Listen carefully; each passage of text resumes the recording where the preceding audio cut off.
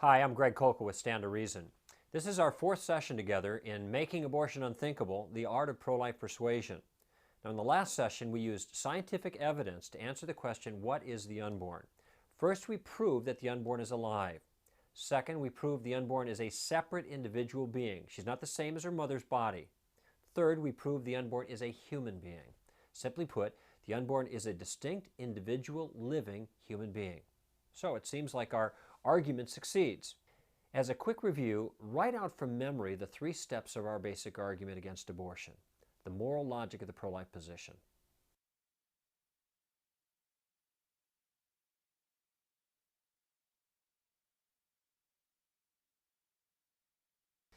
If you recall, our argument went something like this. If it's wrong to take the life of any human being for the reasons most people have abortions, and if abortion kills a distinct individual living human being, then abortion is wrong. All right? Now, in this session, we're going to answer the pro-abortionist challenge to our apparent success. Just being human, they say, does not make you a person. Now, we're going to learn how the challenge to our argument has shifted now, and we're also going to learn a philosophical argument that shows there is no meaningful difference between a human being and a human person. Now consider the three steps of our argument for a minute. The argument initially hinged on the second premise, that abortion intentionally kills an innocent human being. The focus, therefore, was on the question, what is the unborn?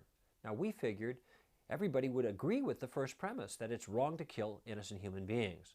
And so we gave our effort to proving the second premise. Now if both premises are true, the conclusion is true. So the only way out now, since we proved the second premise, is to refute the first premise. You have to change it into something else, which is what pro-abortionists immediately do. They change the premise, it's wrong to intentionally kill a human being, to it's wrong to intentionally kill a human person. The unborn, they say, is a human, but not a person. Therefore, it's okay to kill the unborn. So now we have a new task, don't we? We have to defend the first premise, the one we took for granted. Here's the key. When confronted with the statement, they may be human, but they're not persons, always ask this question. What's the difference? What's the difference between a human and a person? And I encourage you to memorize that. And here's why. Our opponents have to have an answer to this question. Why? Because if they permit the killing of a human being who's not a person, but not the killing of a human who is, they're going to have to be very clear on the difference between the two. Now, sometimes they'll give you a list of qualities to show the difference between a person and a non-person. But all of these lists of qualities that determine personhood have three problems. First, they exclude obvious examples of persons, such as newborn infants, or people who are asleep or in a coma, or people who are handicapped. Second, they include obvious examples of non-persons, such as animals, especially so-called higher primates, and even machines in some cases. Finally, they appear arbitrary and self-serving. They're used as tools of the powerful to oppress the weak who are in the way and can't defend themselves, unborn children in this particular case. Now, I want you to think about a few ways some human beings are often disqualified as persons. What kinds of reasons are given for why the unborn is not a real person? Write them down. Then break up into pairs and discuss your answers with your partner.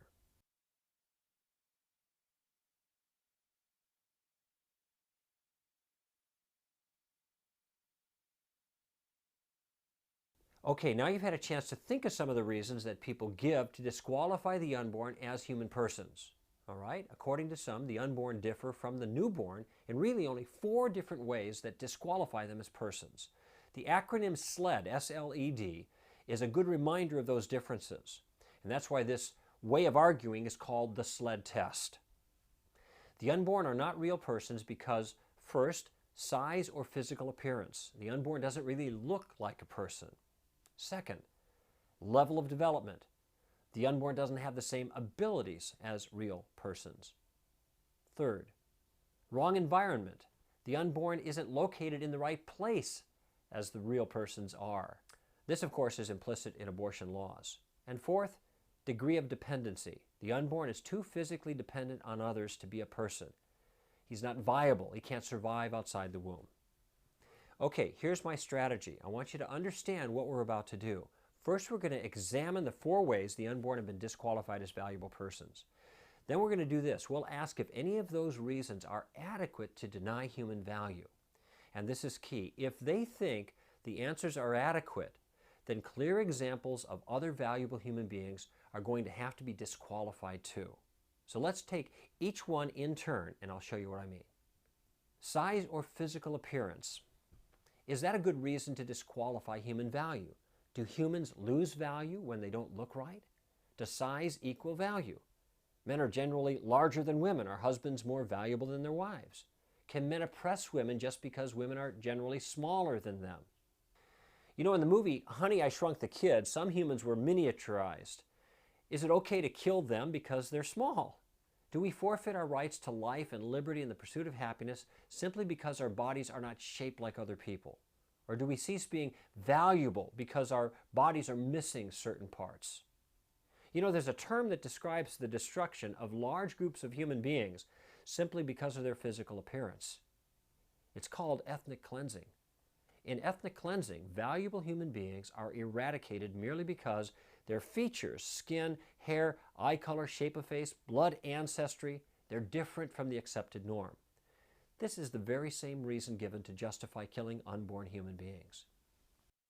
The movie Elephant Man further demonstrates our point.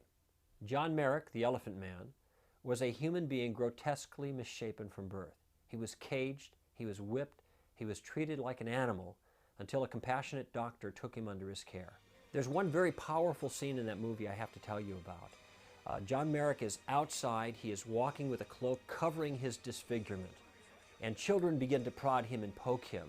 And he runs from the children, not wanting to frighten them, and as he runs, his hood falls off, and people see his face, and women scream, and as he runs away from the screaming women, other men see him running from the screaming women, and they take up flight as this animal runs down into the subway. And at one point, he is cornered by the mob of men raising their walking sticks above him, there on a stairway, ready to pummel him and destroy this animal.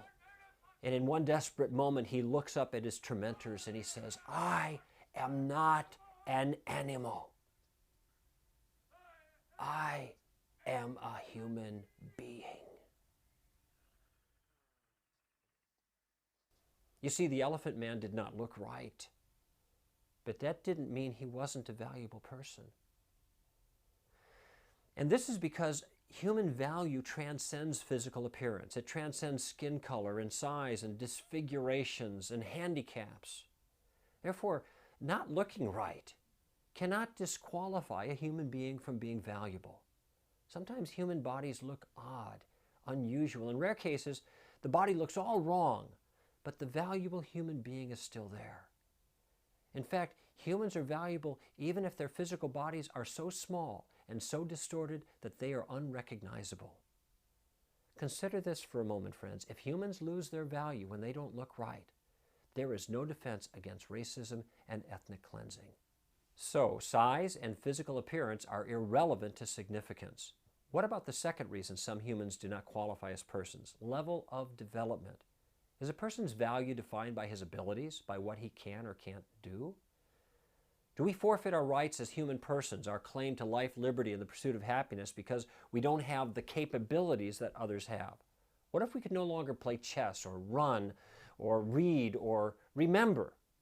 You know, many disabled adults are less developed than many newborns, but that hardly justifies killing them. Do stronger, more capable, more intelligent people have more rights than others? Do human beings become disposable simply because of their level of development? They're helpless, defenseless, and dependent. You know, here's something else to think about for a moment. Abortion is often justified because of fetal deformity. I want you to think about this. If it's wrong for a man to take advantage of a woman and harm her just because he's bigger and stronger, wouldn't it be a greater crime if the woman were defenseless in a wheelchair? Would it be still worse if this was a handicapped child he was seeking to harm or even kill, and not a grown woman? Now, if all of those things are wrong, then why is it considered gracious, kind, even loving for the same adult man to take the life of the smallest and weakest human beings, the unborn, who have a handicap? You know, justice involves protecting the weak from the powerful. Who is weaker? Who is more vulnerable than a handicapped infant? If a human being's value is determined by his abilities, by what he can or can't do, then all those who are handicapped or considered unfit are in danger. Only the physically perfect are safe. So first, size and physical appearance are irrelevant to significance. And second, level of development has nothing to do with value. Well, what about environment? Do humans forfeit their worth when they change locations? I'd like to tell you about baby Rachel Caruso, the daughter of some close friends of mine. She was born prematurely at 24 weeks in the middle of her mother's second trimester.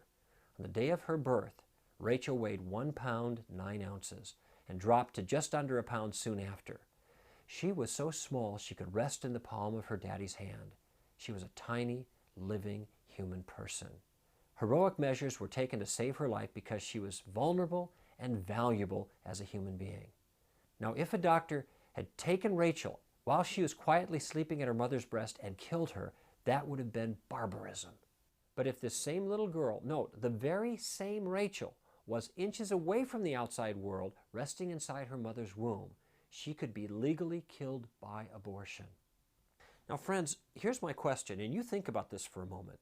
If we are valuable human persons, do we cease being valuable because we move locations by crossing the street or moving from the kitchen to the den or simply rolling over in bed? If it's wrong to kill an innocent human child at one location, then it's wrong to kill the same innocent human child located 6 inches away. If it's homicide to take the life of any child like little Rachel outside her mother's womb, well then why is it legally protected to take the same life for the same reasons at exactly the same stage of development while inside her mother's womb? Nothing changes except the child's location. And if this is true, if this is undefensible then minimally all mid to late term abortions, that's Rachel's birth age, are wrong because the liberty to kill the child is based merely on the child's location. Clearly, environment can't be the deciding factor because changing locations is morally trivial. Size and physical appearance are irrelevant to significance. Level of development has nothing to do with value, and where you are has no bearing on who you are. What about the last one, degree of dependency? Is our value determined by our degree of dependency on others? Now think about this together for a couple of minutes. Someone says the fetus isn't viable. It can't survive on its own outside the womb. Is this a good objection? Why or why not? Jot down your answers and be prepared to share your thoughts with the class.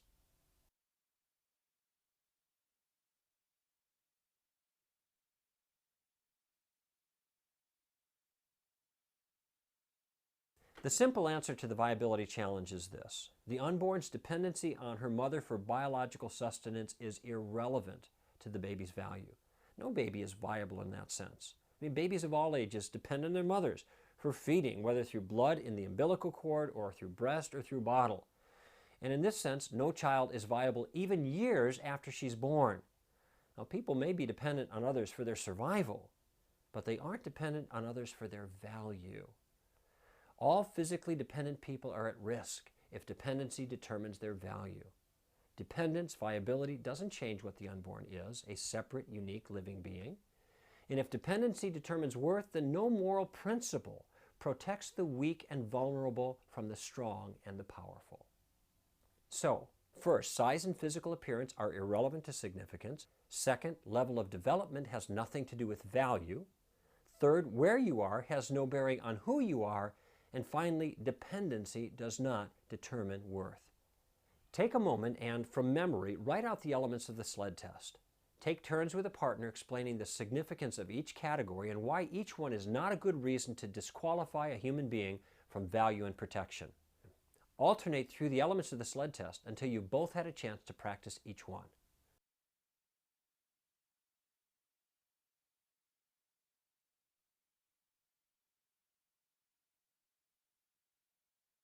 So we've seen then that the unborn child differs from a newborn child in only 4 ways: size, level of development, environment, and degree of dependency.